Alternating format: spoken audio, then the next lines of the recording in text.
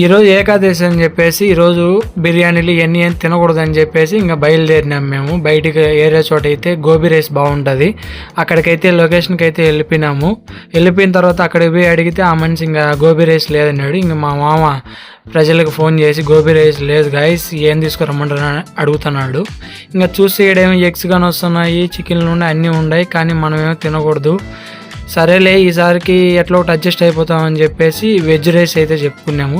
సీతారామపల్లె బెంగళూరులో ఈ లొకేషన్. ఇక్కడ బండి పెట్టుకుంటాడు, బాగా చేస్తాడు అన్న, చాలా బాగా క్వాంటిటీ కూడా చాలా బాగా ఇస్తాడు. ఇక్కడ చూస్తే చికెన్ ఉన్నది, ఈ పక్క చూస్తే ఎగ్స్ ఉన్నాయి, కానీ ఒకవైపు ఏమో ఏకాదశి తినకూడదు.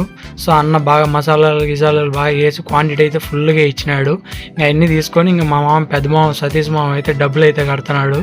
చాలా మంచి హృదయనీయుడు.